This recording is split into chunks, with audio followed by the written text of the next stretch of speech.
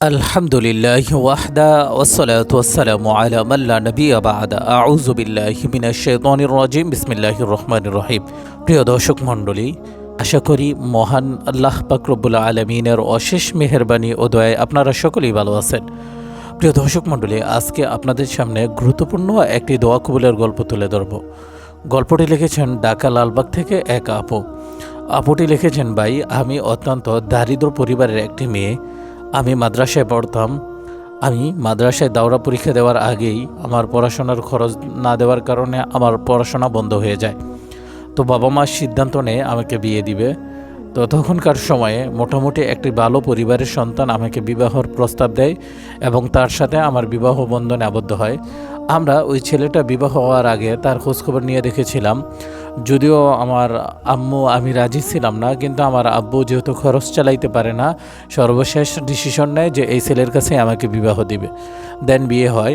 বিয়ে হওয়ার 16 দিনের পর থেকে সে আমার সাথে যোগাযোগ বিচ্ছিন্ন করে দেয় আর আমাকে ফোন দিয়ে টাকা চাইতো, যৌতুকের টাকা, এবং সদা সর্বদা আমাকে নির্যাতন করত। এই 16 দিন পর থেকে আমার উপর যে নির্যাতন শুরু হয়েছে, একটানা 9 মাস পর্যন্ত আমাকে নির্যাতন করছে। কখনো আমাকে কোনোদিন স্ত্রীর অধিকার দেয়নি। কথায় কথায় আমাকে আঘাত করত, নির্যাতন করত। 9 মাস পর আমার হাজব্যান্ড আমার সাথে যোগাযোগ বন্ধ করে দেয়, আমাকে আমার বাপের বাড়িতে পাঠিয়ে দেয়। একটানা 5 বছর আমি আমার হাজব্যান্ডের জন্য অপেক্ষা করি।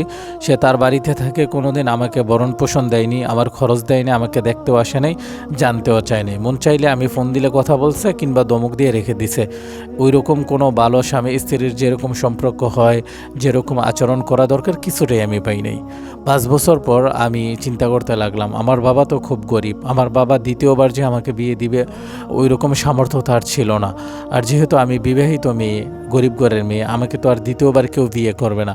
সর্বশেষ আমি ডিসিশন নেই যে আমি কি করতে পারি।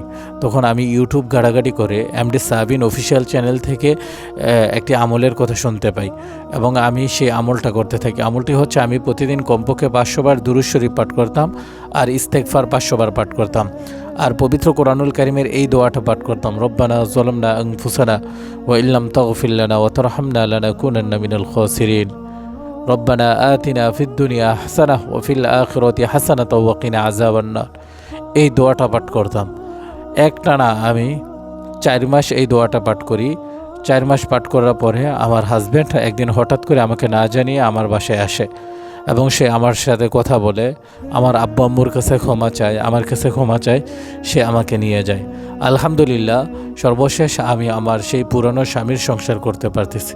প্রিয় দর্শক মণ্ডলী, আপনারা কখনো নৈরাশ হয়েন না। ইসলাম কখনো মানুষকে নৈরাশ করে না। আর মুমিন বান্দাদের জন্য নৈরাশ হওয়া হচ্ছে কুফরি। আপনি যতই বিপদে থাকেন, যতই স্বামীর ঘরে অবহেলিত হন, আপনি পবিত্র সত্তার কসম দিয়ে বললাম যে আপনি নিয়মিত ইস্তেগফারের উপর আমল করুন, দুরূদ শরীফ পড়ুন আর এই আমলটা করুন, রব্বানা আতিনা ফিদ দুনিয়া হাসানা ওয়া ফিল আখিরাতি হাসানাতাও ওয়া কিনা আযাবান নার। সদা সর্বদা যদি আপনি এই আমলটা করেন, আল্লাহ পাক রব্বুল আলামিন হয়তো এই আমলের বরকতের বদৌলতে আপনার কাঙ্ক্ষিত মনের মাকসাদ পূরণ করে দিবে। প্রিয় দর্শক মণ্ডলী, স্ক্রিনে একটি মোবাইল নাম্বার দেওয়া হলো 01825802540। এই নাম্বারে যোগাযোগ করে আপনারা কোরআন হাদিসের যাবতীয় ট্রিটমেন্ট নিতে পারবেন। আমরা যে কোনো জিনের রোগীকে 100% গ্যারান্টি দিয়ে 24 ঘন্টার ভিতর সুস্থ করতে পারি। জাদুটোনা, কুফরি কালাম, কালো জাদু আমরা 100% গ্যারান্টি দিয়ে ধ্বংস করতে পারি। যাদের বিয়ে হয় না, ছেলে মেয়ে হয় না, সংসারে শান্তি নাই, কামাই রুজিতে বরকত হয় না, তারা চাইলে আমাদের সাথে যোগাযোগ করে কোরআনের ট্রিটমেন্ট নিতে পারেন। ইনশাল্লাহ আমরা কোরআন দিয়ে হালাল পন্থে আপনাকে রোকাইয়া করে দিব, ট্রিটমেন্ট করে দিব। আর এই কোরআনের বরকতের বদৌলতে আপনার সকল সমস্যা থেকে মুক্তি পেয়ে যাবেন। তাই যাদের কোরআনের ট্রিটমেন্ট নেওয়া দরকার, তারাই আমাদের সাথে যোগাযোগ করুন। ধন্যবাদ।